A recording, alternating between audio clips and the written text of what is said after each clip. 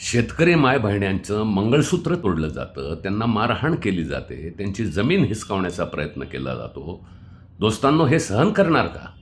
शिवाजी महाराजांचा महाराष्ट्र हे सहन करणार का? हा माझा तुम्हाला सवाल आहे. आज महाराष्ट्रामधील उद्दाम सरकार 1955चा कायद्याचा आधार घेत 2013चा कायदा बाजूला ठेवत जबरदस्तीनं मोजणी करू पाहत आहे.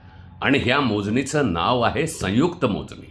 प्रशासन आणि शेतकरी संमतीनं मोजणी करायचे, पण शेतकऱ्याला बंदुकीच्या धाकावरती आवाज दाबून बळजबरी करून ही मोजणी संयुक्त मोजणी म्हणून केली जाते आहे. कशासाठी? 86,000 कोटीच्या शक्तिपीठ महामार्गासाठी. काय त्या महामार्गातून होणार आहे? त्या महामार्गातून महाराष्ट्रातले सगळ्या प्रमुख धरणांचे कालवे तोडले जाणार आहेत.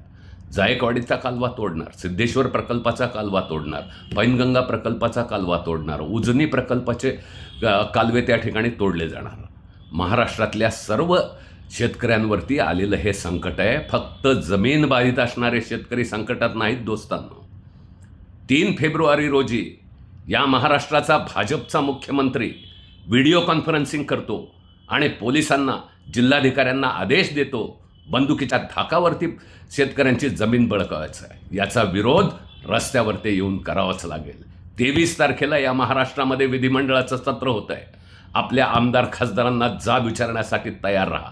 23 फेब्रुवारी रोजी अगोदर आपण रस्त्यावरती उतरा, निषेध नोंदवा, गावागावामधून निषेध करा, तालुक्याला निदर्शनं करा, जिल्ह्याला निदर्शनं करा. तुम्हाला जिथे आवाज उठवता येईल त्या ठिकाणी हा प्रतिकार करण्यासाठी पुढे या. शेतकऱ्यांनो पुढे या, शेतमजुरांनो पुढे या, कष्टकऱ्यांनो पुढे या, कामगारांनो पुढे या, माझ्या तडफदार तरुण मित्रांनो, युवतींनो आणि माझ्या बहादूर मायमावल्यांनो, आज तुम्ही पुढं आलं पाहिजे. ज्या आमच्या मायमावल्या गवताच्या काडीकाडीचा शेतामध्ये हिशोब ठेवतात, त्यांच्यावरती आज जमीन जाण्याची वेळ आल्याच्या नंतर काय त्यांच्या घरामध्ये चाललेलं आहे जरा विचार केला त्या ठिकाणी कधी? आणि म्हणून शिवाजी महाराजांचा महाराष्ट्र असणाऱ्या, महात्मा फुले आणि आंबेडकरांचा महाराष्ट्र असलेल्या प्रत्येक शेतकऱ्याची, प्रत्येक नागरिकाची आज ही जबाबदारी आहे. सस्पूर जवळ्यामधल्या महिलांच्या पाठीशी ठामपणानं उभं राहण्याची आज वेळ आलेली आहे. जो कायदा सरकार वापरल्याचं नाटक करतं आहे, कालबाह्य झालेला कायदा आहे. ब्रिटिश कायद्यावरती आधारलेला 55चा कायदा, ज्याचा आधार घेऊन तुम्ही जमीन बळकावायला बघता. अरे कसला आलाय पब्लिक पर्पज? सार्वजनिक उपयोजनासाठी तो रस्ता असणार आहे का? त्या रस्त्यावर ना ट्रॅक्टर चालणार आहे, त्या रस्त्यावर ना बैलगाडी जाऊ शकणार आहे, त्या रस्त्यावर ना मोटरसायकल त्या ठिकाणी जाणार आहे.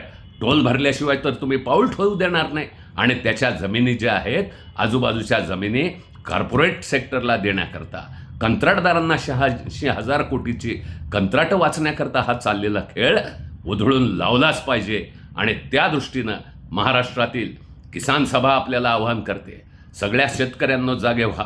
शेतकरी शक्तिपीठ विरोधी कृती संघर्ष समितीच्या पाठीशी ठामपणाने उभं राहा. आपल्या गावामध्ये, आपल्या तालुक्यामध्ये, महाराष्ट्राच्या कोनाकोपऱ्यामध्ये दाखवून द्या की सस्पूर जवळच्या मायमौल्यांच्या पाठीशी महाराष्ट्रातला तमाम शेतकरी, तमाम संघर्षशील युवक त्यांच्या पाठीशी ठामपणाने उभा आहे. हे रस्त्यावरती येऊन सिद्ध करा. हेच माझं तुम्हाला नम्र आवाहन आहे. धन्यवाद.